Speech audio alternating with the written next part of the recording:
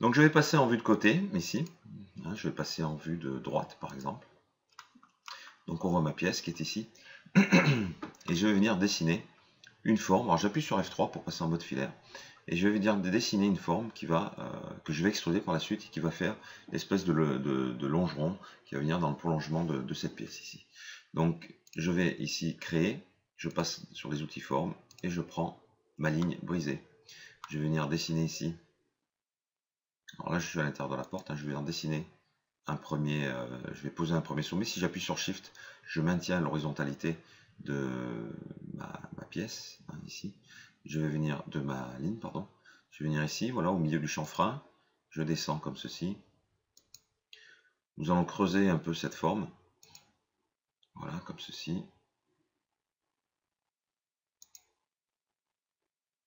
On va faire une partie basse un peu plus grande.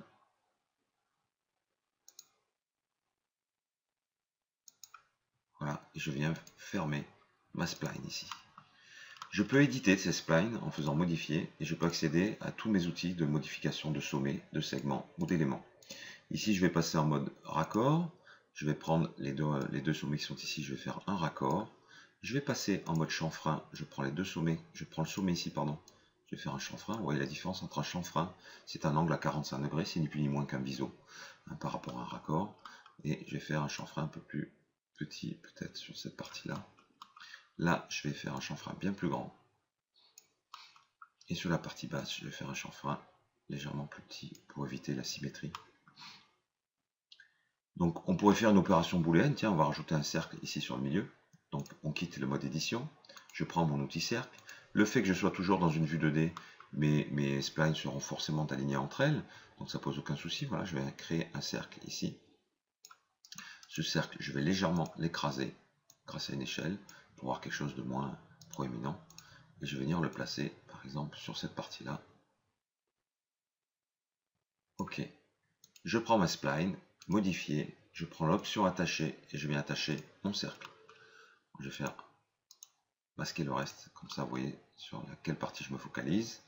Je passe en mode sous-objet spline, je sélectionne mon sous-objet spline et je viens faire mon booléen en mode union avec mon cercle. Je repasse, je quitte booléen, je repasse en mode sommet, je prends mon outil chanfrein, je vais chanfreiner les deux parties ici pour venir accrocher la lumière sur cette partie-là. J'ai fini pour cette partie. J'appuie sur P pour repasser en perspective, je fais un clic droit, je demande au logiciel d'afficher tout le reste, F3 pour passer en mode ombré, je déplace ma spline ici, pour la mettre au bon endroit.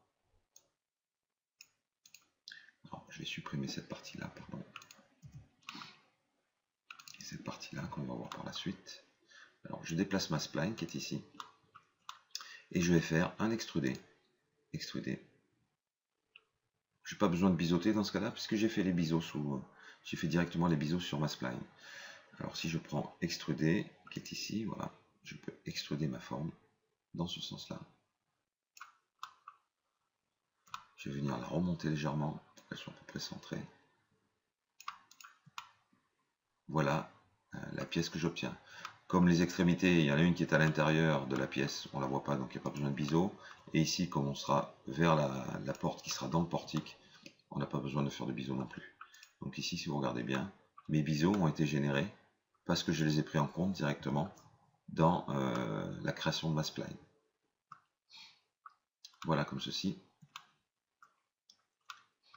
Alors imaginez que maintenant je veuille rajouter des éléments sur cette pièce, des sphères, des trucs comme ça, mais je pourrais directement ici lors de la création de mon objet 3D, prendre une sphère par exemple, cocher grille automatique et rajouter ces éléments directement sur la pièce.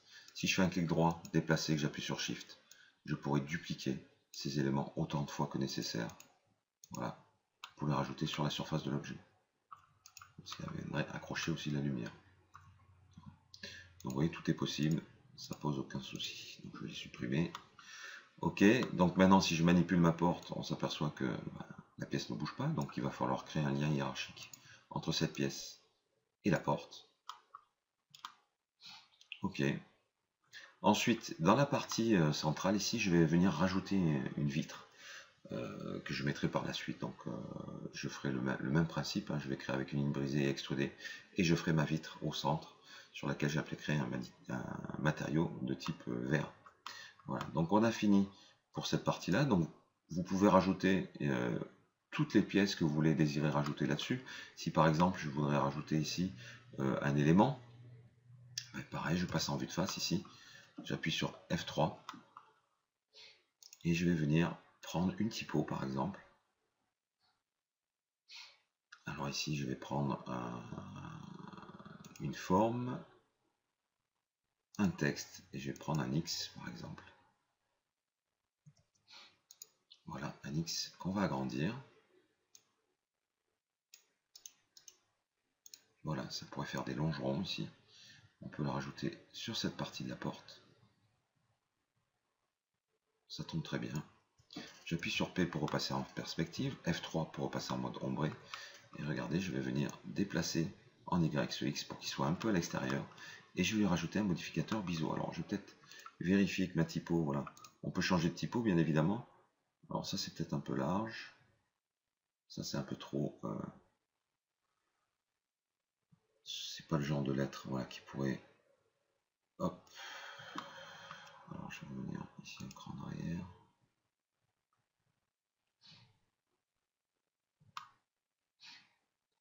Alors ça c'est peut-être un peu gros. Je vais revenir sur celle d'avant, hein, qui était pas mal.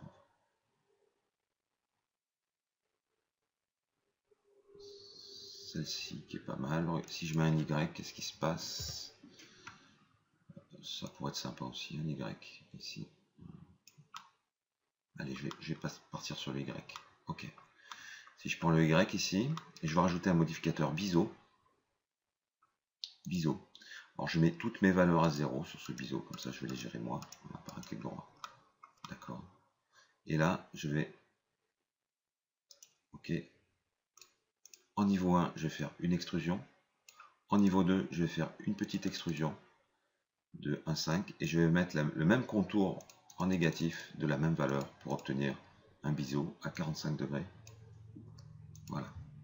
Donc j'ai bien mon biseau ici. Pardon. J'ai bien mon biseau ici.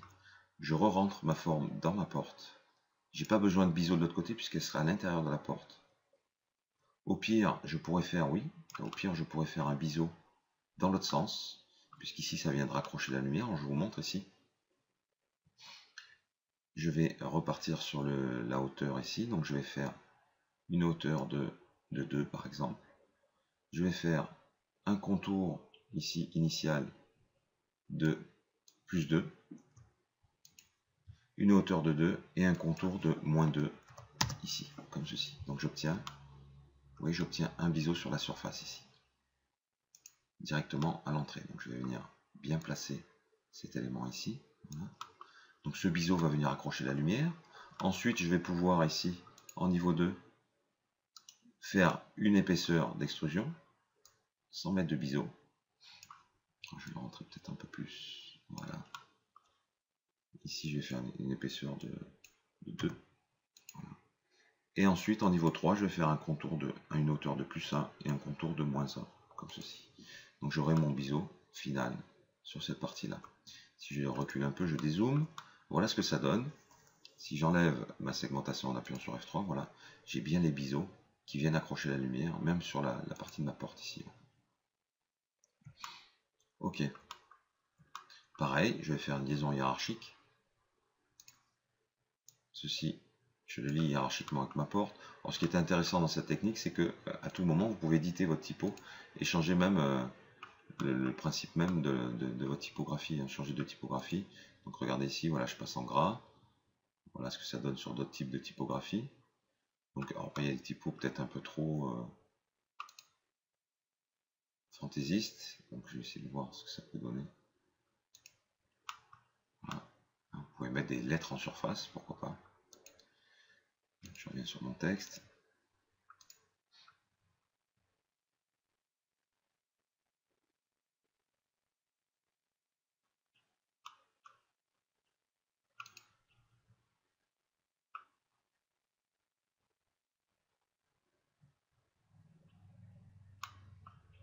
Tiens, cette typo me paraît intéressante. Je vais la prendre.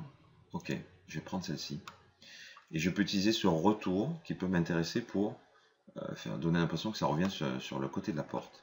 Donc tout simplement, je prends mon Y et je vais lui faire une symétrie dans l'axe des X. Donc ici, miroir dans l'axe des X. Voilà, c'est parfait. Vous voyez, j'ai le retour qui vient ici. Déplacer. Alors ce qui serait bien, c'est que j'allonge peut-être cette partie-là. Cette partie ici. Donc je vais venir jouer sur la typo ici. Et au-dessus, pour pouvoir éditer ma typo, rappelez-vous, il faut juste, j'appuie en mode F3, il faut juste que je passe ici, que je rajoute par-dessus un modificateur éditer spline, éditer spline.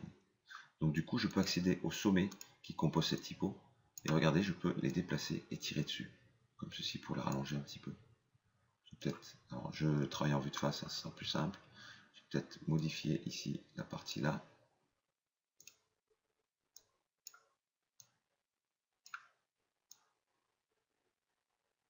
Voilà, comme ceci. Et si je reviens en mode biseau, F3, j'obtiens ceci. Si je manipule, partira avec la porte. Ok. Donc j'ai fini pour cette partie-là, et on se retrouve pour la création du portique. Je sauvegarde.